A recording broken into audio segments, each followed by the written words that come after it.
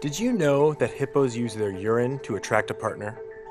Did you know that male porcupines actually spray their urine high pressure on the females in hopes to attract them? I never realized that there were gay giraffes. Or gay walruses, lions, or elephants. A little unsettling that a female praying mantis, after sex, will sometimes just go ahead and eat their partner. The poor old giant Galapagos tortoise, in the wild, doesn't have sex until it's 40. You may have heard that the male seahorse gives birth. That's pretty cool. So does the pipefish. Pretty crazy that when squids mate, they'll have sex for nearly 2 weeks straight. Some animals have pretty strange mating patterns, but so do humans. We went as far as labeling and regulating our relationships. Around it, we formed religious traditions, social and civil practices, a booming wedding industry, and rules, both legal and unspoken. All about this thing called marriage, a formally recognized union between two people, and it's something that doesn't often work. Let me fill you in. According to the CDC, in America there's a divorce approximately every 30 seconds. That's over 2,400 divorces a day, over 16,500 divorces a week, and over 870,000 divorces a year. A study conducted by the Louisiana State University concluded that approximately 88% of people between the age of 20 and 29 believed to have a soulmate. Yet, almost 1/3 of adults over 45 are unmarried. That's a lot of people who are going to be disappointed. The chances of your marriage ending in divorce are 20% within 5 years, 35% within 10 years, and 50% within 20 years. Those definitely aren't a betting man's odds. I don't understand the point of this institution. Why is the divorce rate rising, and how is this affecting people?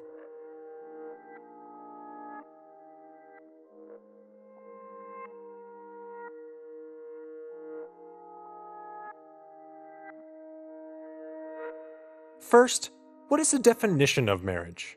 Well, a couple different things. The first set of definitions, marriage as the institution, a relationship recognized by law. Secondly, marriage defined as the act itself, the weddings, festivals, traditions, all that stuff. And thirdly, marriage as the close union of any two things. Well, marriage is something we've always had because it's a biological given for reproduction. Reproduction is unthinkable without a stable couple to raise the child. So we've always had marriage. We've always had some way of bringing the man and the woman together in the hopes that they would stay together as long as the children needed socialization. The earliest recorded marriage contract we know of was written about 2,500 years ago in Elephantine, Egypt, where a lucky groom got a 14-year-old bride in exchange for 6 cows. How romantic.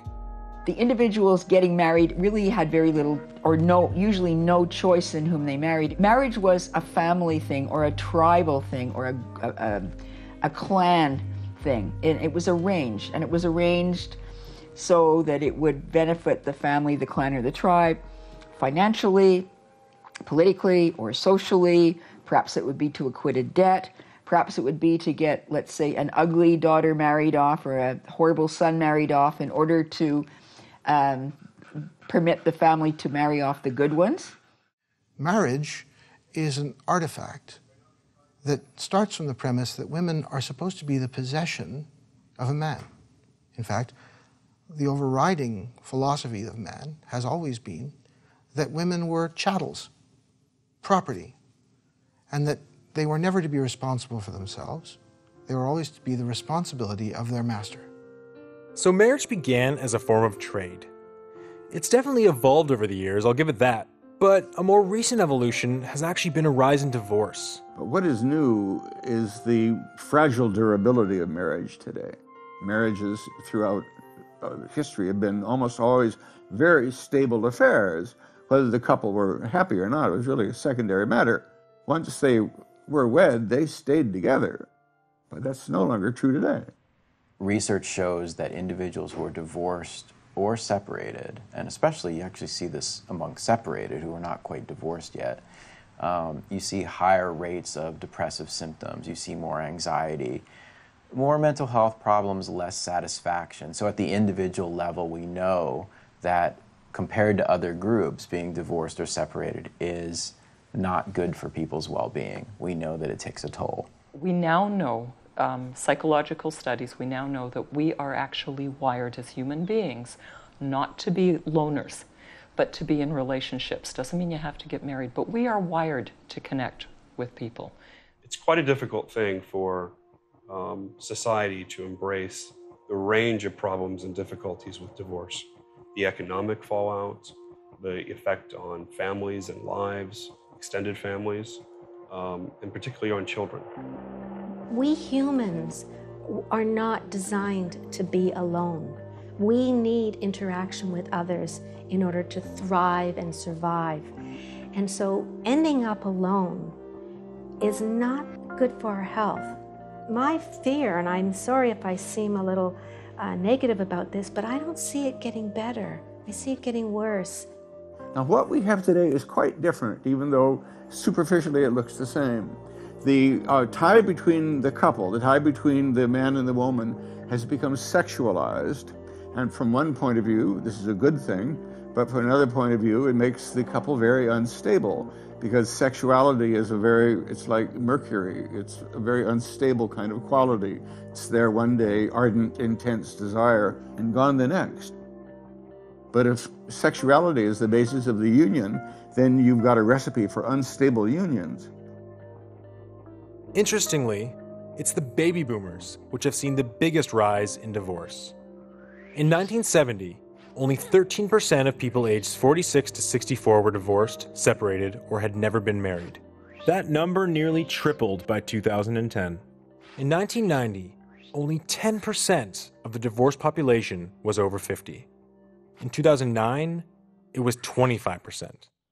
We decided to meet and talk to a few different baby boomers about their experience with marriage and divorce, and more importantly, what were their expectations? I think that you have your doubts. They kind of creep in. So there's hesitation, there's self-doubt. I think that's pretty normal with anybody standing at the altar or walking down the aisle. Am I doing the right thing? It was a very funny feeling to be standing there and knowing that there's every possibility you're making a very big mistake, and not to back out of it. And I think that in hindsight now, I did marry the wrong person for the wrong reasons. When I was in high school and university, I really felt that marriage was the end all, that's the goal. You got married and you worked on this marriage forever and ever. I hadn't really given much thought to the fact that children would change things and life changes, moving, finances, all those things could change. I would say I was not very confident. I really wanted security. I was insecure. My name is Nudra, and I'm 53 years old. I was born in Pakistan, and I was born in a Muslim family. So most marriages are arranged marriages. Just imagine a woman getting married to a guy she's never met, in many cases never even had a chance to any kind of communication. Maybe she has seen him or sometimes seen a picture. And then, she's a virgin and she gets married and gets to sleep with a man, a total stranger, her first wedding night. I got home one night from work and she'd had quite a few too many, and she told me, "Why don't you just leave?" I guess I was giving her a bit of a hard time because she was drunk and the kids were still quite young. I said, "Well, if I'm going to leave, I'm going to take the kids with me. I'm not leaving them in this situation." And she said, "Fine." So I did. I always thought that marriage was the way I grew up. Everybody's going to grow up, they're going to get married when they're about 20 years old and have a family of their own. I just wanted a good job and make a good living so I could get on with my life. Marriage was happily ever after. Marriage was two people starting out in life, building a life, going through middle age together and growing old together and, spend the rest of your life with, and yet it's not going to happen. You wish that you could put it back together like Humpty Dumpty. You think, oh, if only I could do X, Y, Z, I could make it work. Because I guess they didn't know, my family didn't know me that well, that I go party. I'm not a traditional Pakistani. I'm a little bit more westernized. So they find me this girl and they told me, oh, she's beautiful. And I said, okay, because I felt, to be honest with you, I felt a little obligated. You believe every parent wants good for their children, no matter how their parents are. And she was a beautiful girl, grade 12 student, and I got married. And that didn't last very long.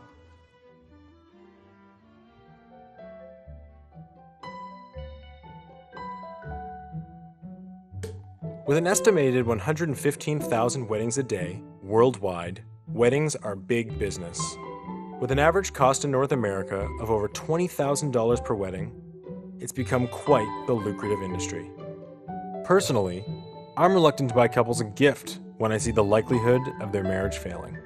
It's not an issue with the budget at all. So we can work with a $35,000 budget, we can work with a $50,000 budget. And budget has no limit. It can go up to $1 million. There are people who have $1 million weddings.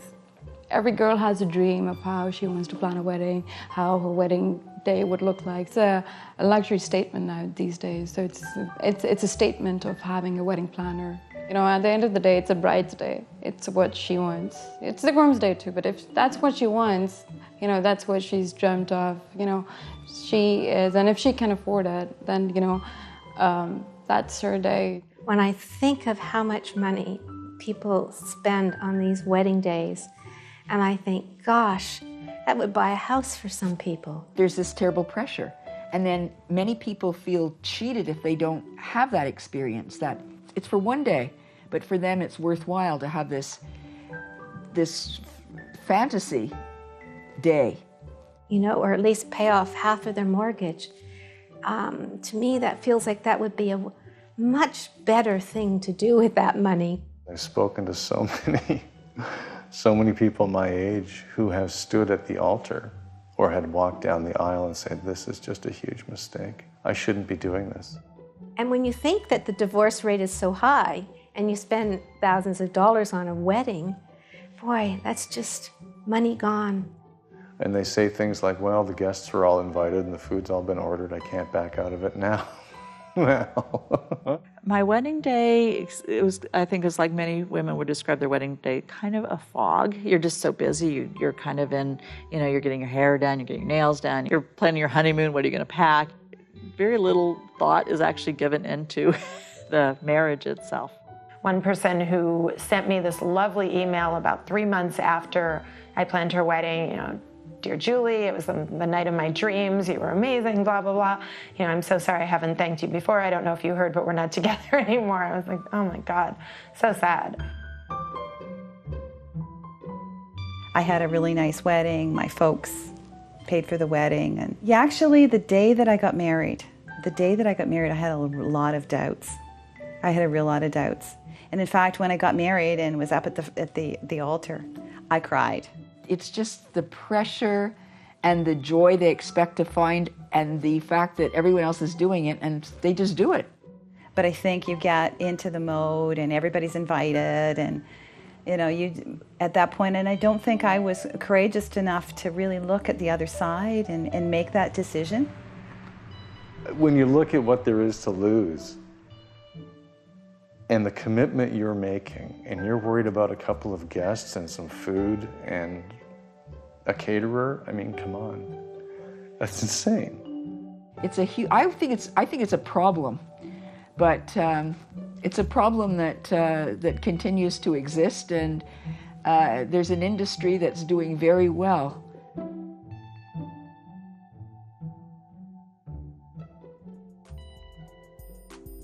But it's not just the older generation taking a change to marriage, it's the younger generation as well. In 1960, the average bride was 20.3 years old, and the average groom was 22.8 years old. By the year 2010, that average age had jumped to 26.1 and 28.2. Granted, this is not a new revelation, as people have been marrying older and older for the last few centuries. So we decided to stop off at the University of Toronto to speak to some students. Well, you can get married if you want to, but I'm not like all for it. not down to marry. Don't want to get tied down yet, you know. It's kind of a bit outdated. It's just, I live with someone. You know, he knows I love me, I love him. What more do we need? I mean, people need to date more people and get to marriage later on in life. Otherwise, you know, like when you marry your first boyfriend, then like it usually doesn't work out. And that's kind of what I've learned from like previous generations. So I'd say wait till you're older. I think it's good in theory, but most of the time it doesn't work out. I mean, I'm a child of a failed marriage, and I've seen all the stuff that can go wrong. So it's something you really have to be sure about before you get into. I think being committed to someone, if you just love someone, you know, you don't need a ring on your finger or a ceremony to show that. I'm almost sure that I will end up with a male partner. Okay. And just in general, I mean, I think this fight for gay marriage is kind of, you know, people should be fighting to liberate themselves from marriage, not like, yeah. Because a lot of people nowadays, they kind of rush into it. Definitely things don't work out, things fall apart. That's a lot of money and effort going to waste, so I think you should take your time with it, definitely. For me, honestly, it's more of a religious thing because I am Christian, and for me, if it's serve my God is great. But, you know, at the same time, there's got to be the love aspect too. He doesn't say marry someone for the sake of marrying someone. You have to have that right connection with someone. And now that I feel I've found that, it's like I feel a joy that makes me feel obligated to almost want to do it.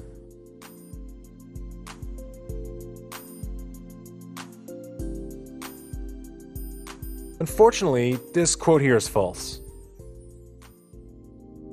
One of the biggest misconceptions about marriage is its ties to religion.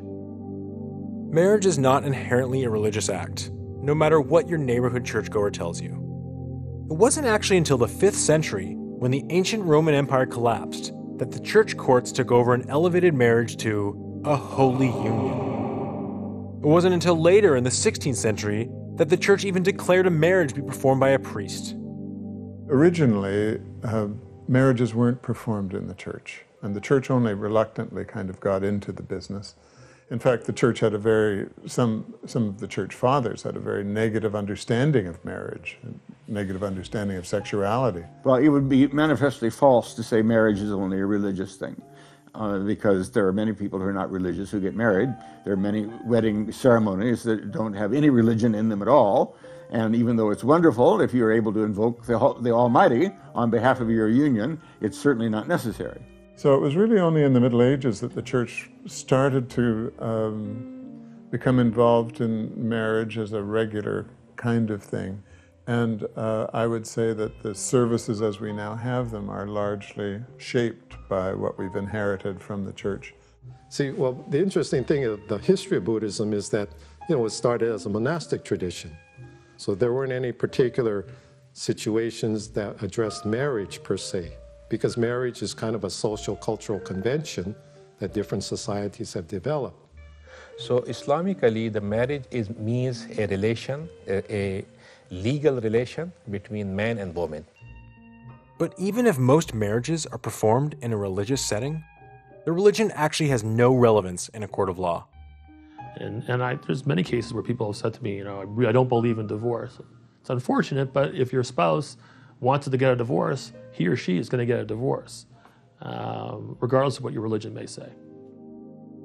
Some religions even have strict rules regarding relationships. The Catholic religion, against premarital sex, birth control, masturbation, same-sex marriage, and not allowing their priests or nuns to have sex. It's restrictive, to say the least. In the Roman Catholic Church, divorce is not recognized. You can have a marriage annulled by going before a council, and in effect that is like a divorce, but the Roman Catholic Church would never name it as a divorce. But then divorce is common even in very conservative churches. The issue isn't so much getting a divorce. The issue is, can you remarry? God didn't create us to be miserable, you know, and the church doesn't say kind of you made your bed, you lie in it kind of thing. No, the church doesn't say that at all. If it's impossible to live with the other person, then you can separate. The issue comes with remarriage, obviously. The civil court supersedes a religious court. So if somebody wants to get a divorce, you know, we have no-fault divorces. So if somebody wants to get a divorce, they're going to get a divorce. You can't keep somebody in a marriage, right, regardless of what their religion may say. The question of clerical celibacy is explosive right now because there are so many people within the church who challenge it. And I think there's absolutely no rationale for it. I think there's no biblical warrant for clerical celibacy. If you want to become a Catholic priest, you can't be married. So, you take the whole bag, a whole bottle of wax. So, no, I mean, I thought about having children and that sort of thing, and a wife. And I guess I just made a choice to go one way. Other people would choose other routes. This is something that has been imposed by the medieval popes, really as a kind of arbitrary act, or an act to make sure that the clergy would stay somehow above the muddy common people. And it's turned out to backfire horribly, because it means that the church has attracted a considerable number of pedophiles into its ranks who are happy to be celibate because they don't desire women anyway. There's too much sexual and emotional frustration for most people if they don't get married. So we always encourage and we try very, very hard to pair people up whenever we can. But at the end of the day, if a person doesn't find that special Mr. Right or Mrs. Right, then we say that perhaps that is destiny as well. Sometimes we think that if I am a religious person, I'm supposed to be bachelor, I'm supposed to be away from, just like in nuns, they're not supposed to marry. Islam said, no, you have to live natural life and you have to marry. I think that for a lot of people, there's a certain spiritual component to marriage which has eroded so significantly that people can't even remember why it's important to be married from a religious or spiritual standpoint. Always be aware in Buddhist view that it's not so much to look for the best partner, but to become the best partner.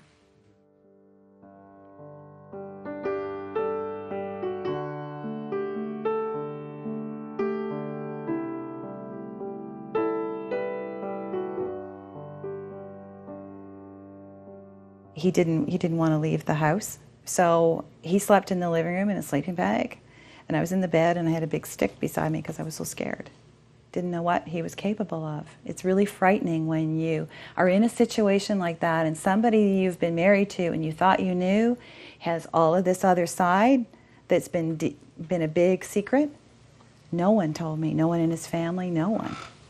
You can change your life. It's a lot of us just don't know where to start. It can be daunting. So now I do a lot of that with people. Because of what I went through in my divorce, actually, I developed a process for people with all kinds of different situations. Health is number one. We all think we're invincible until something happens. Second pillar that I work with is change and how change works. The third pillar is looking at what do you want? And the last pillar, the fourth pillar, is passion, adding more love to your life. And nothing is more rewarding than seeing other people get to where they want to be. Most people are not expecting that a relationship is going to be one of the most intense and difficult and sometimes painful things that they'll ever be involved in their entire lives. And so we're signing up for not just a lifetime of love, because the fantasy never truly becomes real. That fantasy actually hurts more than it does good. So with a client, I'll start out, what are your values? Then, okay, based on that, where do you want to get to? And the thing that a coach does is we're like 150% supportive of our client, but we also keep them accountable to us, to themselves, to the process of their growth. That's what coaching is. Well, I had a business. I created mascots and animal costumes. When I'm working with clients, whatever their situation is, if we can laugh about it, well, it's not so bad then. So sometimes I'll take this guy and I'll say, talk about the gremlin, that little voice that tells you all the reasons something isn't going to work out and blah, blah, blah. I'll talk about this one and I'll talk about where you're chickening out. And this is a nice one. And really, what are you learning? What can you learn from this? And put on your wise hat. So it's lots of fun. I really push, as a coach, I really push for people, safeguard your health and your fitness. Go to a lot of trouble about that. And in fact, in your 50s, you better start working out.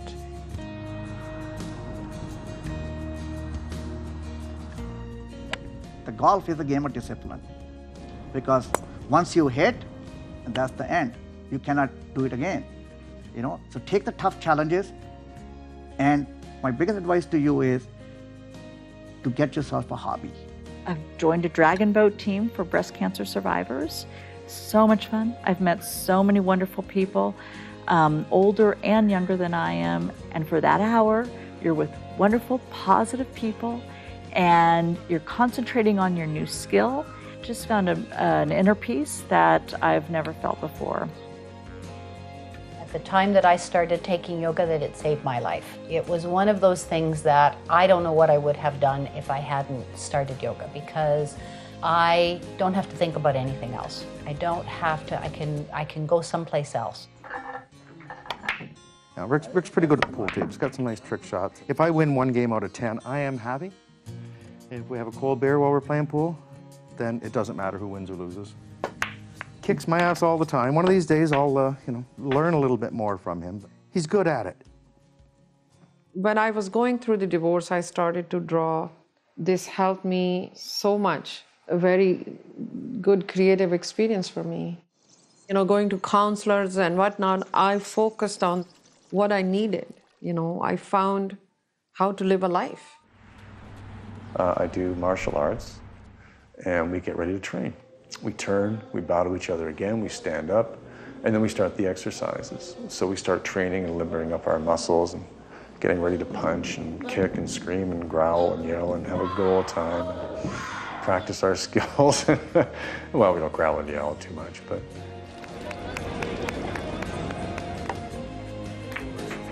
Do the happy dance.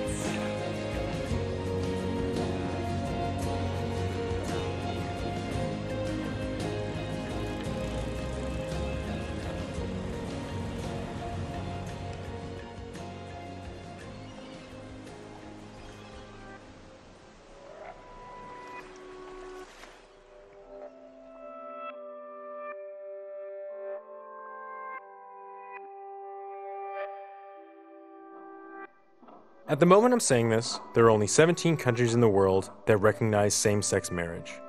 There's a movement towards protecting the traditional marriage, which has alienated the entire gay community. I wonder what this idea of a traditional marriage is. Is it the traditional marriage in ancient Rome, where a husband can beat and kill his wife? Is it in the 18th century, where you married based on your wealth and divorce was not an option?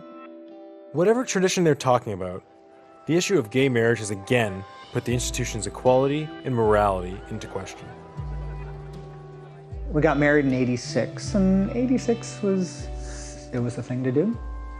Basically, you just do it, and because that's what's expected.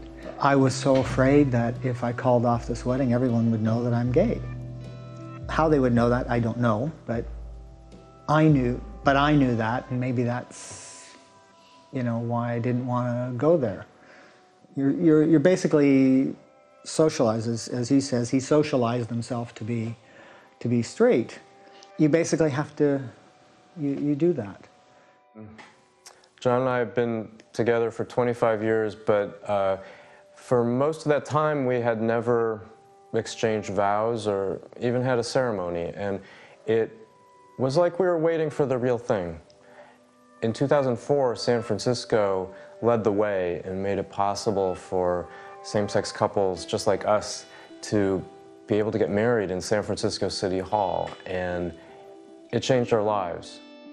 Many people got married during that extended moment, but we were still talking about it. We were processing. We weren't quite sure how did we feel about this patriarchal institution and what was it really going to mean. And so we were still in the process of discovering and exploring, and that went on for quite a while. About 18,000 same-sex couples were able to marry in the summer of 2008. But a very conservative political movement put initiative on the election ballot. And that initiative, known as Proposition 8, it took away the freedom to marry. It targeted lesbian and gay people and took away their freedom to marry. It's the first time an initiative had been that targeted against a minority group to take away the rights that they had. We were getting married just before the Prop 8 anti-marriage proposition was being voted on here in California. We did that on purpose. So part of the wedding was to get out the vote. Although courts often, in fact almost always, are ruling in our favor, that nowadays those rights are then put up for a vote. And civil rights should never be a popularity contest. Your right to get married has been taken away. You know, that window that was there has now been officially closed. So now we have a two-class system in our country. That's not right. Would you step forward? And what I think we decided was whether we personally wanted to get married or not, we felt very strongly that that should be our personal choice, that it should not be the government's choice telling us or anybody else, this class of people is okay and entitled to full rights, and this class over here, well, you're kind of okay, but we're going to give you some portion of your rights. April 15th is the day that your income taxes are due. I put my name on, you put your social security number on, and then you get to a little box that asks you, are you single or are you married? And when you turn the form over, you have to sign that you're telling the truth under penalty of perjury. The government is forcing me to lie. It's forcing me to be in the closet, to go back on that promise I made to myself, to be myself, and to check that box marked single. And it just felt like a dagger through the heart. It just felt, this is a humiliation. This is just simply an affront to our dignity as people.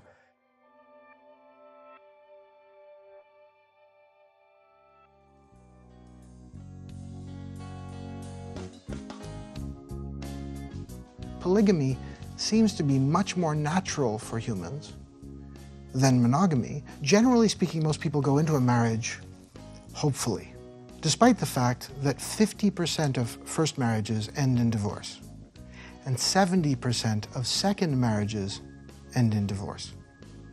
People still get married. It's as though they're thinking, well, I'm going to beat the odds. When you first study marriage and you see that polygamy was just how it was, it's quite interesting. And of course, because marriage was for very different reasons. You didn't marry for love or personal satisfaction. Obviously, not everybody could, or very few people could, in a polygamous society, be polygamous because the math doesn't add up. But very wealthy people or very important people or very prominent people would take, multiple wives. Your average person could only take one because that's all that he could afford, and there just aren't that many women. Monogamy is a bizarre and egocentric thing for humans. There's nothing to suggest that humans pair bond in nature, nothing to suggest that humans pair bond for life in nature. And in fact, if we start from very first principles, if people did pair bond for life in the wild, there'd be no such term as marriage. It's tricky because monogamy, I think, is the ideal for a lot of people. I think people think it's easier. It's certainly less complicated. What happens is people struggle with trying to behave in a way that fits that ideal. And the whole idea of cheating, what cheating means, why people cheat, I think those are really important questions. And so now we're starting to understand it better, and I think that we're seeing people who have affairs are not alone. This isn't just politicians and athletes and entertainers. This is your neighbor. This is your best friend. These are true everyday people who, for whatever reason, love and cherish their family, but need to supplement it with something on the side. A study of American couples showed that 20 to 40% of heterosexual married men and 20 to 25% of heterosexual married women will commit infidelity. Infidelity happens everywhere in the world, but it is almost universally looked down upon. So much of it around this centers around monogamy, in my opinion. And where does that construct come from? And where's the evidence that it's either sustainable or beneficial? I think it makes us feel secure when we're in a monogamous relationship, but if we actually knew the true prevalence of infidelity, we wouldn't feel that secure. And if people want to look at me as somehow manufacturing it or creating more of it, they're very naive. It's been happening forever. It will continue to happen forever, whether Ashley Madison exists or not. And so all I'm doing is I'm plucking it out of places where it's more inappropriate. The workplace, where somebody might get passed over for an unfair promotion because someone else is having an affair. a neighbor, a singles dating site with an unsuspecting single person. Those are all the wrong platforms. At least with the creation of Ashley Madison, you now have an aggregation of would-be adulterers who are signing up for this. They're all putting up their hand. That, to me, is a net win for any society. The traditional definition of swinging is two couples who swap partners. Is the traditional, I think, view and what people think swinging is. And I initially said that if you ever cheated on me, I will leave you. I'm gone. See you later. No questions asked. I'm out of here. And he said, well, I don't really think that's fair. And I'm like, okay, why? And he's like, well, because if you cheated on me, I would want to know why. I'd want to work it out. I'd want to find out where things went wrong. And he's like, in fact, if you wanted to sleep with another guy, I think I'd be totally cool with that as long as you told me about it. And I'm like, what? Like, mind blown. Give you a tour of the club, show you around, explain the rules, show up at the door, sign a membership saying that you're okay with what goes on here, that you're going to be discreet about it, you're going to be respectful, you're going to understand no means no, and then the rest of it's really up to you. As you see, it's going to be like any regular nightclub. We've got, dance floor and couches, a full bar. It's a much different atmosphere. People want to meet and mingle. They want to introduce themselves. They want to make friends. Whereas a regular nightclub, you bump into someone and you're getting into a fight. Here, you bump into someone, you're like, oh, meet my wife. This is Sarah. There's no obligation to do anything, but you actually, can if you'd like to. And where that happens is in the back, if you'll follow me. Can I grab your butt? No.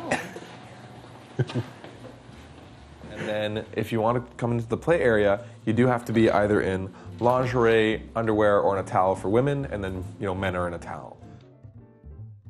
But this area is for couples only, and it does make like a very much a voyeur area for people who like to be watched or just want a little bit more extra space. Yeah, and singles are allowed every night except for Saturday because we do reserve that for couples only. Except for single girls, they're always allowed. And we've got, again, extra beds, we've got a sex swing, or a St. Andrew's cross. So people sometimes will just literally put on a show here where they'll say, they'll put a pretty girl up on the cross, or even put two, then either do flogging or spanking or something. And people tend to either watch what's going on, or will even have sex while people are having, playing on the cross. So it really does an interesting mix. But the appeal to people is that it looks daring, and it kind of makes people feel like a little bit out of their boundaries, and it's exciting. And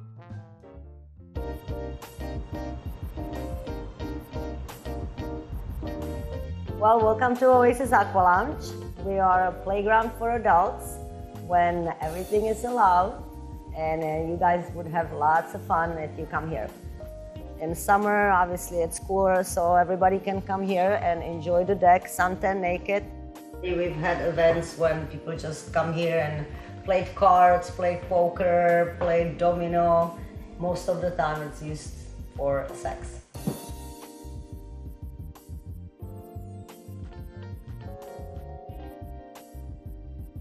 This room, it's a little tricky. You can close the curtains. If you do, that means do not butt in. It also has two-way mirrors. So when you inside, you be aware that you will be watched. It is a 70s shagging wagon. Some people don't know that I'm the owner, so yes, I get offers, would you like to play? And then I always say, no, I'm the one who keeps the clothes on. I do believe in monogamy. I am very monogamous. I love to be around. However, I am not a swinger and I am not in a lifestyle. I don't judge. I understand that lots of people do not believe in monogamy, and for me personally, yes, I am monogamous. And just be open-minded and don't judge. Let everybody be happy, and what doesn't work for you might work for somebody else. Why get married? No, why stay married? Why stay married? Why not? Because that's your primary relationship. It's not about being married or not being married. It's just... That's true, and you don't have to be married to be in the lifestyle. A lot of people are, most people are, but you don't have to be married. You can be a long-term, common law. But that's, to me, being married meant giving that extra commitment to saying, I want to be with her for the rest of my life. We've been in the lifestyle for 5.5 years. We've built a lot of friends. At our children's birthday party, we had almost 50 people at our kid's birthday party, and they were all friends from the lifestyle. No, they have no idea. My parents did not know that we were in lifestyle. And the same thing, like right now I'm living what's called in blissful ignorance. I pretend that for the rest of my life I'll be able to hide it from everybody. I think they'll love me and accept me. No, I know they will love and accept me no matter what I do, and because they are really amazing. But they will cry and pray for you. Your mother will. That's very possible. She will cry, she will pray for you, and she will call her friends to pray for us as well. It's also very possible. I think as my kids grow up, it might be very difficult for me to keep that. Possible. Yeah, you because can't do that with children. Because obviously the whole school's gonna know what we did. Oh boy.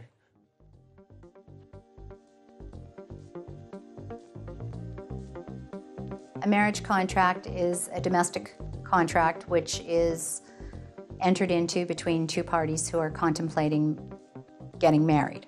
Without a lawyer, it's really a matter of processing paper. But as soon as there's kids involved, as soon as there's property involved, then it gets more complicated. And people really should have a lawyer. I've had numerous situations where parties go and enter into an agreement or have a divorce, and then years later they realize what a huge mistake they made, and they then come to us to try to rectify the situation. If there's a point at which the marriage cannot be considered to continue, they have to recognize it and they need to sort it out, split up whatever assets need, and buy their freedom. It can speak to their property rights and their support rights in the event that there's a separation or a death of either party. Basically, what you have to realize about our divorce industry is that we have a section of the populace where divorce is really hurtful to them. And I'm talking about people that are like the $50,000 range. If you make $100,000 a year or more, divorce isn't going to be that hard on you financially. You'll be able to still maintain a lifestyle. But if you're somebody who makes $40,000 a year, by the time you finish with the tax and you go through a divorce and you're paying for 2 families plus lawyers, there's nothing left. You're going to be run into bankruptcy. It was all about money. And you know, my first lawyer told me divorce is all about money. I had 4 lawyers until there was no money left. They took all the proceeds out of my house. I was on welfare with 2 little kids. He was in turn bought himself a house, lived in a house, and said he had no money in court. But yet he was able to qualify for a mortgage. And that was right after we split up. He was right away able to buy another house, and I was on welfare. With all these legal problems wrapped around marriage, what are the actual legal benefits? Why do it? Well, there are 4 main benefits that we came across. 1, tax and employee benefits. 2, getting your spouse citizenship or getting yourself into the country. 3, it can improve your credit standing and improve chances of getting a loan. And 4, equalization of property. If you marry someone rich.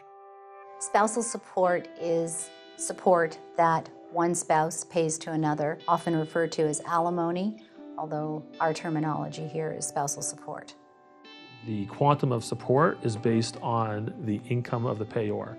So, for instance, let's say, and there's a chart. So let's say the father is making $50,000, and there's a chart that at $50,000 with 2 kids, it's $1,000 a month. So it's you have to determine what the income is for the payor and how much support he or she should be paying to the custodial parent. Built into his responsibilities as a husband is he's got to provide for his wife.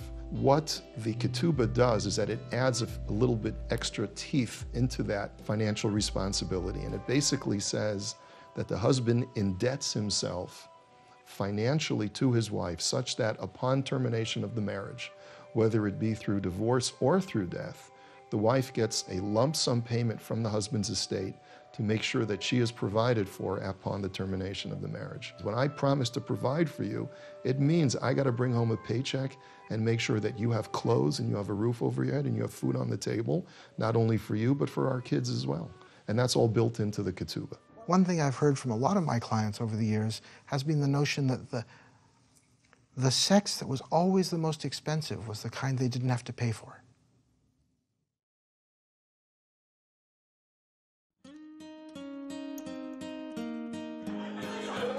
After spending months with our baby boomer divorce group, we decided to throw them a little party. We had them get up in front of the crowd and speak about their journey. What is it they say? They often say that half of marriages end in divorce, which actually isn't as bad as it sounds because the other half ends in death. I was married twice. This is the third time with a charm. True wisdom comes with age, and as we reflect, as we look in the mirror, we can say to ourselves, was I really that bad? Sometimes maybe I was. You know, I got a lot of confidence back after my divorce. I started to see myself as a complete person after my divorce, you know. I was thrown into a situation where the only thing I had to do was be a parent because I had the kids. So the last 12 years of my life, that's all I've done, and totally disregarded my life. I went through all the stages of grief and then said, Carol, you can make it. You can get through divorce.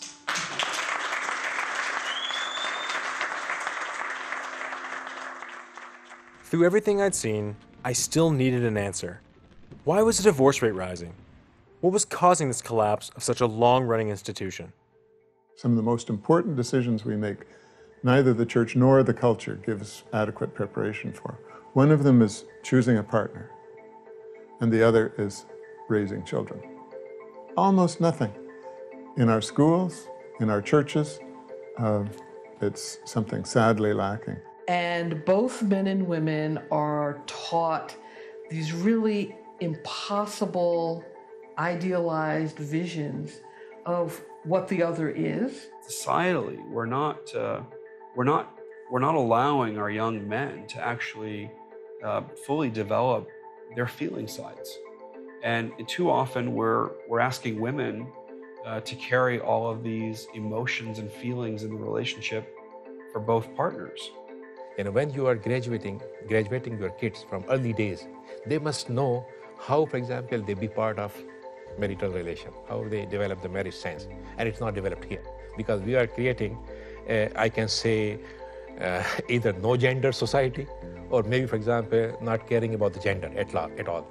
So man and woman's duty as a husband and wife, it is not described in our system. So I think LA or Southern California, where I live and where I predominantly work, is, you know, full of second and third and fourth weddings. Personally, I think one of the problems is that so many people go into marriage thinking that they can easily get divorced. Divorce used to be sort of a taboo, and it was sort of, you know, something that other people did. It was almost shameful. And now it's sort of almost expected. I think over half of all marriages end in divorce. I guess that's good for me, but it's sad. Change and transition, you know, it's almost being built into us. It's like almost planned obsolescence. Do you still have the same kind of cell phone you had back 5 years ago? No, you got the new and improved model, haven't you? Perhaps not everyone believes in the concept of a soulmate anymore. And perhaps the reasons why people enter marriage are for more superficial objectives and perhaps even more selfish objectives. Sex, every single study I've ever seen says the same thing. There's a diminishing return on that. The longer you're with a partner, 6 months, 2 years, it's like a shelf life. It starts to diminish. So there are a number of ancillary causes that increase the divorce rate. But I think that the main cause is what happens or doesn't happen in the marital bed. It's because we have choices. You know, in the past, a lot of women didn't have jobs, they didn't have money, they didn't have this. But now we do, and so I don't see the divorce rate going up as necessarily an indication that people are not as skilled at relationships. I think often it's because they have belief in relationships, and it's like, hey, the one I'm in is just not a good one. I'd like to be in a good one. I've got a belief that I can find a good one, and maybe both parties go off and do that. Now, there's so many more wonderful opportunities for women, and rightfully so. I've often heard it said, if you want it done right, give it to a woman.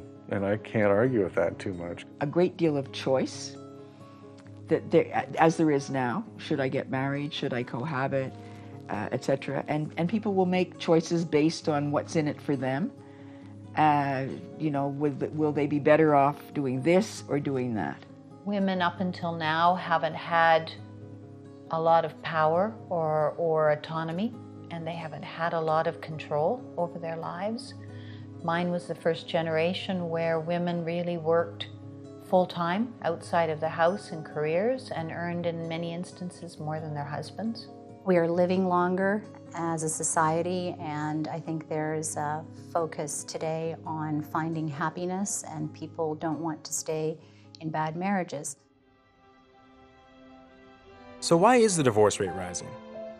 It appears to be because today, people have more options than ever. Marriages break down for a reason, and it's a good thing people have the freedom to leave that marriage and find something better. I'm not trying to condemn all marriages or anything. Some people have it great. It's just that the chances of you being in a great marriage are pretty slim. Marriage is a big life decision, and it's not all fun and games. Just consider that when splurging on a wedding, foregoing a prenup, or saying, I do.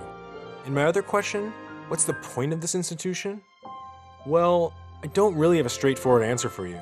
It seems like marriage is different for everybody. It's really about finding your own meaning in it that matters. Marriage isn't everything, and divorce is nothing you can't handle. It may be tough, but life goes on. Did you know that pigeons are monogamous? Same with beavers and bald eagles. And hey, some types of seahorses are even monogamous. Termites, gibbon monkeys, and wolves are also monogamous. And don't forget swans. Yes, these animals find a partner to mate with for life and live happily ever after.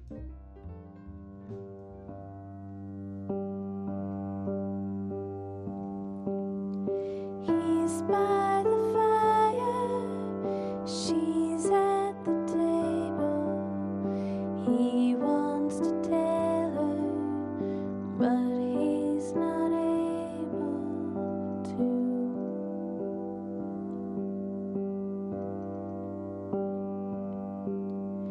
He chops the wood.